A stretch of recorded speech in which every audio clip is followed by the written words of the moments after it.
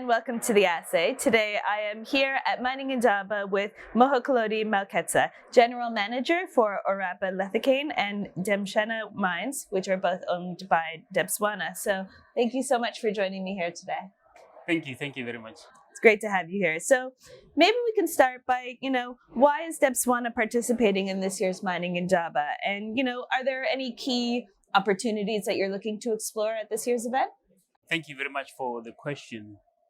I think you will agree with me that the Mining Indaba is a big platform where you have a number of stakeholders participating.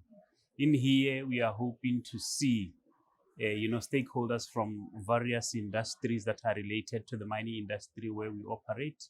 We hope to see professionals, our peers, and we can engage in things that matter to ourselves. But just in terms of the outcome that we want to get out of this, firstly, Debswana is a very big company. It's a mainstay company for the country, Botswana. And therefore, we want to really showcase Debswana as a global player in the diamond industry. We want people to know what we do and the impact that we have in our country.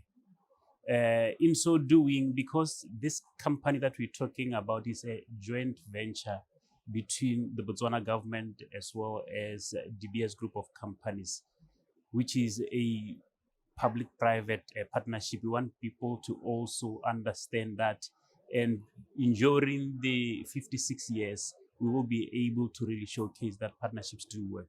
And also, if you look at our country from its social stability, political stability, ethical, conduct, we want people to be able to know that they can come and invest with us in the country. So that is key to us. Secondly, we all know that we do have diamonds, and there is conversation around place of origin, provenance. And amidst the issues that we have with lab-grown diamonds, we want to again showcase our diamonds, Botswana diamonds, as diamonds for development. The natural diamonds we mine in Botswana have developed a nation. These are the diamonds that are making livelihoods prosper in Botswana, because through the diamonds, we have been able to develop a country that was poor, maybe poorest of the poor, to a middle income earning country. And therefore, people need to know that we uplift social livelihoods of people because of the diamonds. So we want to tell that story. It's diamonds for development. Thirdly, as we go forward, there are a number of things. We're going to also share, because of our experience and knowledge, position ourselves as leaders and for people to know what we do, so that the history that we have is known and we shape the industry.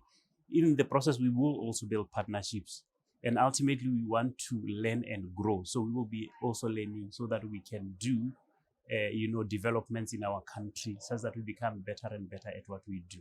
Sounds great. So, you mentioned that the company's been around for 56 years, and maybe you could talk a little bit about what's been some of the key ideas that have led to Debswana's success, and how are you sharing that story in terms of Debswana as well as the natural diamond industry? I think there is a foundation to everything that is good. And our foundation is the governance that we have, the leadership that we have, and also having a clear vision of building a nation. If you look at our purpose, it's very clear. It's making life brilliant. And therefore, that commitment of making life brilliant is the one that we must say, as we look at what has made us successful, is that we had a clear vision and a clear purpose, and we were surrounded by good governance by our leaders and leadership, as well as leadership from both shareholders who shared a clear vision of what the future needs to look like. We must also think that as we talk about this company, we have grown, we have changed over time, looking at the trends of the world and bringing the best in practice in terms of partnership, whether it's technically or socially, to make sure that we succeed in what we do. But at the core of our success is the people. We have actually made sure that the people grow. If you look at where we started back in 1971, probably we had over 85% expatriate. Currently, we can actually count the number of heads that are expatriates, but we have been able to learn and grow, receive skills, and be able to move forward as a company. And we transform every day. As we think about today, we will be looking at launching new strategy beyond 2024. And we've had a number of them that have actually changed, looking at the dynamics and where the world is going, embracing technology, embracing social impact requirements and everything that matters to our buyers. Absolutely. I think that transformation is so key to the success of any company. So maybe we can talk a little bit about kind of the role of Debswana in your contribution to kind of Botswana's economic development and growth. And then later on, we can get into some of these ESG factors that you focus on. So, what is Debswana's contribution to Botswana's economy? Looking at things like infrastructure and economic development. Look, I think the first thing is you would know that Debswana is owned partly by a Botswana government with a 50% shareholding plus royalties plus taxes. Ultimately, whatever Debswana makes, the country gets round about 80%. And this is what is fueling the economy. This is what has made our country grow. If we look at the contribution, you can count it from a number of perspectives. If we look at back in 1966 when we got independence, GDP, or let me talk about 1971 when we started, GDP, you couldn't even read it in the scale. But around 2016, we were looking at about 15 billion. Our economy was reliant on cattle. Right now, you look at the industries that have come because of the mining industry, or diamonds to be specific. We built new mines. We built tourism sector. We built manufacturing. We built other, sectors that could not be without the diamonds. And therefore, the rapid development that we saw between the 1970s up to 1990s is because of these diamonds. So I was just talking about, looking at GDP. Let's look at education. When we started, before diamonds, we were talking about less than 100, high school leavers. Right now, we're talking about over 95% literacy rate. When we were there, we were talking about, if you had what you call standard 6 primary school, you actually highly educated that you could become a teacher. But these things have changed. Let's look at infrastructure, schools, hospitals. People were taught under trees. Now we've got the best schools. We've got the best hospitals that are able to make new discoveries. That is because of the diamonds that we mine. And therefore, I do believe that Debswana has contributed in that respect. But beyond that, let's look at other, developments from infrastructure. Debswana participated in a number of developments. In the past, we used to have what you call, Botswana Development Corporation, whereupon funding was provided to build schools, to build hospitals, to build health, even by private people. And this is what we have now turned into citizen economic empowerment, still developing. Of course, at a local level, the mines do participate. They have hospitals, they've got schools. They work with their communities to make sure that they thrive as they progress. Yeah, absolutely. I mean, I think that kind of sharing what you do in terms of helping local communities and the way that you help to kind of grow that local infrastructure with schools and hospitals, it's probably not it's not discussed enough. It's not kind of shared enough. So people don't understand the role that major companies like Debswana can have on local communities. Do you have further plans kind of locally in terms of Botswana to kind of continue with this community outreach? Indeed. I think the good thing is if you look at the vision of the country is talking to prosperity for all. And therefore, it's all about development. If you look at the company itself, it's still talking to making life brilliant as the purpose. And therefore, community development will be core to our diamond mining. And we need to understand that this is the story that we have to take for the natural diamonds, to say this is what we stand for. They are not there to enrich one person. They are there to build nations. They are there to change livelihood. So Botswana will continue in this trajectory. And this is why you see, as a company, we invite people to come and look at our assets, to see what they do, to hear our stories. We attended conferences such as this and abroad, international, to say this is what Botswana Diamond can do. And the other issue that we need to understand is not only us, it's even our executive leadership of the country going out to really talk to the world about these diamonds and what they do.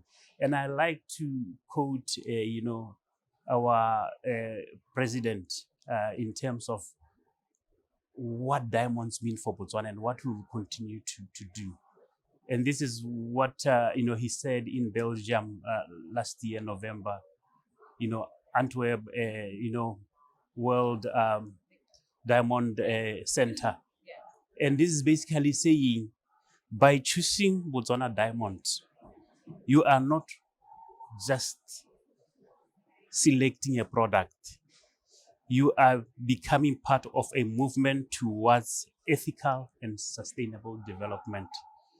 You are choosing gems that reflect your values and commitment to making positive impact. And this is really the truth about our diamonds.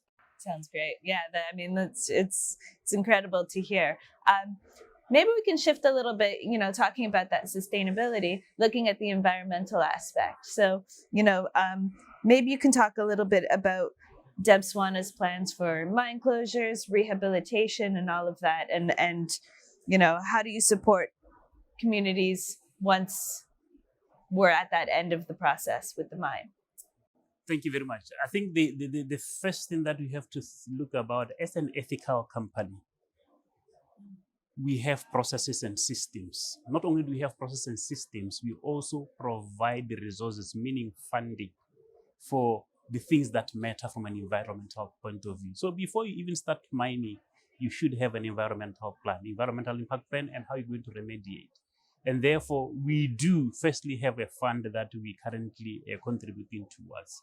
And we constantly look at our closure liability. And when we talk about closure liability, we're not only looking at the physical aspect, we also talking about the social impact that we create and making sure that we remain sustainable, meaning that the communities will never be left worse off than when we arrived. Ultimately, we are mining diamonds that at some point are going to end, but we need to constantly make plans to ensure that while they may diminish in their physical form, in the legacy, they don't. So this is what we do. And therefore, we do have a rehabilitation plan, concurrent rehabilitation. That is what we do. We also have got, as part of what we call integrated planning, make sure that you have the rehabilitation. So that is the end in mind, such that when you design, you know that this is the final land form and this is what I'm going to do. It could be retaining the land to agricultural use, and therefore it means you're going to shape it in a certain way. Those are the things that we do to make that. But we constantly review that because, as you know, you do estimates, and these estimates may change from time to time. But at the same time, you try to make sure that you also do concurrent rehabilitation. And we've done rehabilitations of dams. There is a mine where we currently doing the land, reclamation to the last position. Now, coming to social closure, we don't think it's closure. We will never close. So it's a transition. And therefore, we do have a strategy that is looking at that. and it's called Building Forever. Building Forever says we take into cognizance the needs of the world, so to speak, and the better way to talk about what is important in the world is sustainable development goals, what matters to societies. Secondly is your shareholders. One is saying prosperity for all, which is communities. One is saying building forever, it's communities. Putting this together, we look at certain things. So our strategy is very robust to say we want it to have the people at the center, the communities being the drivers of their destiny in this world. And we are making these plans through looking at things like, our social license to operate is being a corporate, a trusted corporate leader. We're also looking at conversation around, partnering with thriving communities. And therefore, we do have projects that are looking at today, but also looking at the future and repurposing whatever infrastructure we have for the closure of our mines. Okay, sounds great.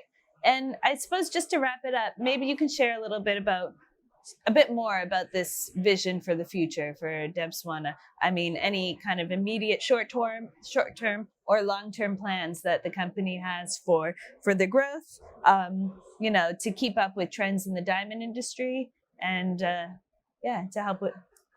I think it's a good question. Of course, companies transform over time. And therefore, we do that through the strategies that we have as a company. We look at the business of today, make sure that it's the best that it can be, so that we can continue generating income to fuel the economy. The second phase is looking at expansions to say within the portfolio that we have, how do we make sure that we don't leave value on the table. And therefore, currently, for example, our mines that we're looking at is called Cut 3, that's the current pushback. And then we have an underground mine that we are developing. The next phase is another pushback, which is another mine. And we are saying this mine should take us to 2069. But as we are doing this, we are looking at how do we make sure that the communities are able to create businesses beyond relying on the mine? How do we make sure the industry is better and can create, industries that are not reliant on the mine? So that is Citizen Economic Empowerment Program, for example, is looking at making sure that we facilitate through appropriate training and providing resources and partnering with those financial institution, capacitate entrepreneurs to be able to deliver to us. Because we have the work, they have the hands, the banks have the money, we facilitate that through contracts. But ultimately, we want them to growing out such that they can serve other people in the future. But as we go in this journey, of course, we are looking at other opportunities. Other opportunities could be things in the supply chain that we need, such that we can create industries in those. Ultimately, we grow and grow and grow. So this diamond, we want to make sure that even when it's no more, we do have businesses that are thriving, whose sources or genesis would have come from our activities today. So that's why we will be saying this diamond has lived forever in the legacies that we have developed over time. Sounds great. I mean, it's really interesting to hear everything that Debswana is doing with the government of Botswana and with the local communities. So I really want to thank you for joining me here at the Assay and sharing your story with us today. Thank you very much. It was a pleasure talking to you.